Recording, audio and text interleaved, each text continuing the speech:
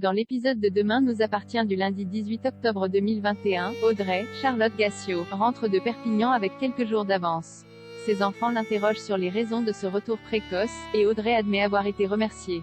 Elle prétend avoir eu des divergences de points de vue avec sa patronne, mais Lizzie, Juliette Maliba, comprend que sa mère a tenté d'imposer sa vision des choses.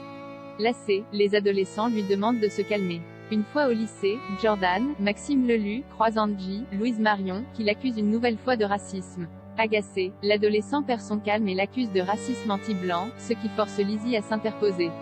La jeune fille reproche à son frère son discours de réactionnaire, suite à quoi Jordan fait une remarque homophobe en face de Jack, Dimitri Fou. Blessé, ce dernier quitte les lieux. Au Spoon, Louise, Alexandra Naoum, reçoit un appel de Gary, qui lui annonce qu'Aurélien, Christophe Bédès, a eu un accident de scooter et doit se faire opérer du bassin. Sous le choc, Louise décide de prendre le premier vol pour Athènes pour aller le rejoindre. Sa petite amie partie, bar, Hector Langevin, se retrouve seul pour assurer le service et se retrouve vite débordé. Installée à une table, Audrey lui réclame plusieurs fois un café mais finit par aller se le préparer elle-même. Elle en profite pour servir quelques clients, ce qui interpelle Bar.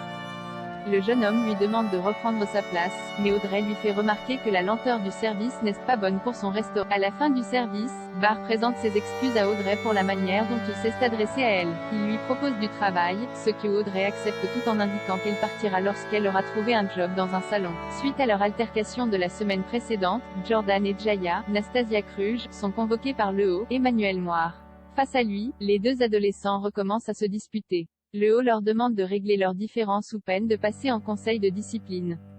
Plus tard, le professeur de français les convoque à nouveau. Il leur annonce qu'ils vont devoir travailler en équipe sur un exposé noté ayant pour thème la justice. Jordan et Jaya objectent, mais le haut les y oblige. Victoire a une vision révélatrice. Judith entre en contact avec Roxane Judith. Alice Varela s'éveille enchaînée dans une pièce sans fenêtre. Au même moment, la police de Sète découvre son téléphone portable sur le lieu de sa disparition. Karim, Sami Garbi, fait remarquer à Martin, Franck Monsigny, que le mode opératoire de l'enlèvement est le même que pour Roxane, Raphaël Volkoff, mais le commandant s'interroge. Au moment de sa disparition, Roxane enquêtait sur Émilie Chaptal.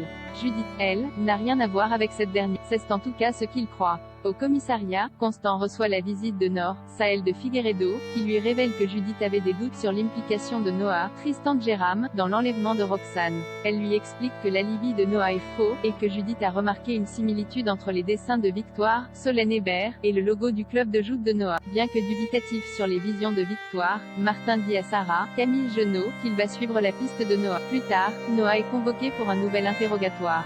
Martin lui annonce que son alibi ne tient pas, et Noah admet qu'en effet, il se trouvait sur le parc à Huîtres le soir de la disparition de Roxane. Personne n'étant en mesure de le confirmer, Martin lui met la pression pour obtenir des aveux.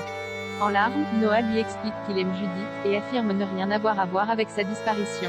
Au même moment, Alex, Alexandre Brasseur, et Chloé, Ingrid Chauvin, arrivent au commissariat. Ils tombent sur Yvan, Jean-Louis Tribe, qui reproche à Alex d'avoir raconté des mensonges sur son fils. Quand le père de Noah se met à insulter Judith, Alex sort de ses gonds et en vient au... Martin intervient pour les séparer, mais Yvan ne redescend pas. Il accuse Alex d'avoir tendu un piège à Noah et maintient que ce dernier n'a rien à voir dans les disparitions survenues à Sète. Très inquiète pour Judith, Chloé trouve refuge chez Sandrine, Juliette Trezanini. La proviseure se sent coupable d'avoir laissé Judith sortir avec Noah, mais Sandrine lui fait remarquer qu'elle n'a rien à se reprocher dans cette histoire. Non loin des deux femmes, Victoire continue de dessiner. Elle reçoit alors un coup de fil de Sarah, qui lui annonce que la police va réinterroger Noah.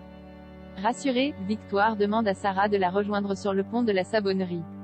Une fois sur les lieux, Victoire explique à Sarah être à la recherche d'un cabane mystérieuse qu'elle n'arrête pas de dessiner. La jeune femme a alors une nouvelle vision, dans laquelle Émilie crie le prénom d'une certaine Assia. Au même moment, Judith entend du bruit dans la pièce d'à côté. Elle frappe au mur pour se faire entendre, et réussit à attirer l'attention de Roxane. On découvre alors que les deux jeunes femmes sont captives dans la cabane qu'a dessinée Victoire.